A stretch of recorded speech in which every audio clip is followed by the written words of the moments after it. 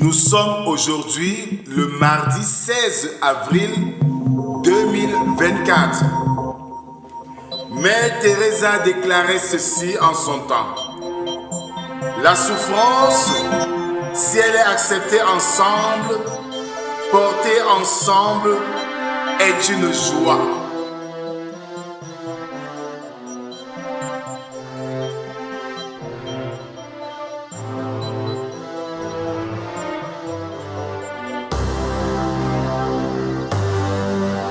Bien-aimés dans le Seigneur, bonjour. Nous sommes réunis ce matin, comme chaque lundi à vendredi, dans le cadre de la méditation quotidienne.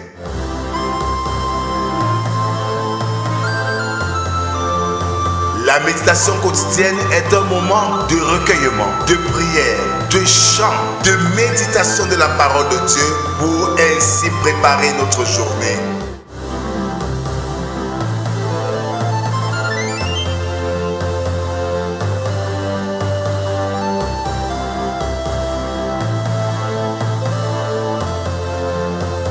Pour vous servir, le pasteur Rodrigue Cash de l'église évangélique du Cameroun.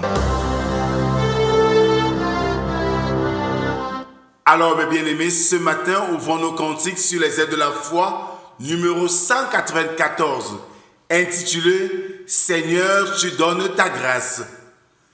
Seigneur, tu donnes ta grâce au cœur qui regarde à toi, que sa douce efficace se répande aussi sur moi.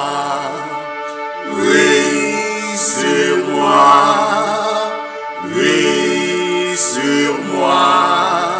Se répand aussi sur moi. Alors, bien-aimés, continuons à adorer notre Dieu avec le psaume du jour, le numéro 10, qui stipule ceci. Pourquoi, ô Éternel, te tiens-tu éloigné? Pourquoi te caches-tu au temps de la détresse?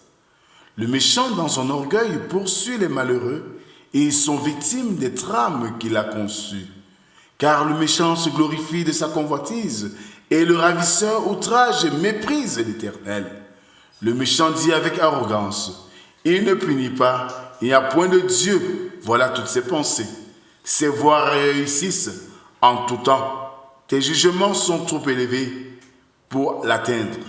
Il souffle contre tous ses adversaires. Amen. Je nous invite à la prière. Merci Seigneur pour ce jour nouveau. Merci pour ta grâce que tu nous accordes.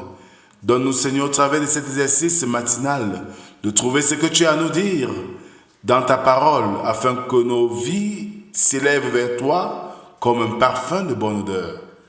Viens, Seigneur, parle, nous t'écoutons. Amen. Ce matin, nous méditons dans le livre de 1 Pierre chapitre 4, du verset 12 au verset 19. Là, il est écrit: Bien-aimés, ne soyez pas surpris, comme d'une chose étrange qui vous arrive, de la fournaise qui est au milieu de vous pour vous éprouver. Réjouissez-vous, au contraire, de la part que vous avez aux souffrances de Christ, afin que vous soyez aussi dans la joie et dans l'allégresse lorsque sa gloire apparaîtra.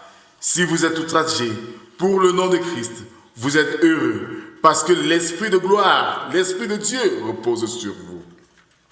Que nul de vous, en effet, ne souffre comme meurtrier ou voleur ou malfaiteur ou comme s'ingérant dans les affaires d'autrui.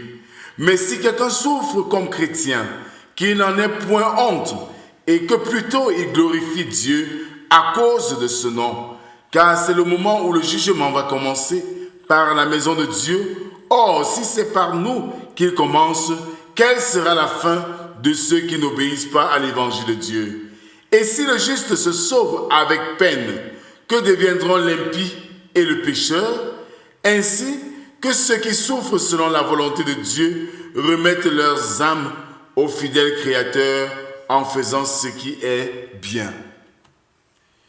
Bien-aimés dans le Seigneur, comme nous l'avons dit tout à l'heure, la souffrance collective est une joie. Ici, Pierre nous rappelle que vivre la foi, souffrir pour la raison de la foi, est une chose glorieuse. Oui, mais si nous souffrons à cause de l'inimitié, à cause des péchés du monde, nous sommes malheureux. Souffrir ensemble est une joie, surtout quand on souffre pour la cause de Dieu. Es-tu capable de souffrir pour la cause de Dieu? Es-tu capable d'accepter les moments difficiles parce que tu les as sacrifiés pour la cause de Dieu? Si c'est le cas, très belle expérience pour toi et bonne continuité dans ta foi. Mais si tu n'as jamais expérimenté, il faut oser. Et tu verras comment le Seigneur, dans sa grâce et son amour, te bénira davantage. Amen. Merci Seigneur pour ce message que tu nous délivres ce matin, nous invitant ainsi à te servir avec foi et engagement, quelles que soient les souffrances à venir qui joncheront notre marche chrétienne. Oui, dans une société qui est devenue rebelle, où ton nom est relancé au dernier plan, tu nous invites à faire face à ces réalités et glorifier ton Saint-Nom. Merci Seigneur pour ce message qui nous réconforte. Donne-nous Seigneur de continuer à te servir avec hardiesse et détermination malgré tout ce que nous rencontrons. Bénis cette journée, accompagne-nous dans toutes nos actions et donne-nous Seigneur de glorifier ton Saint-Nom en toutes circonstances.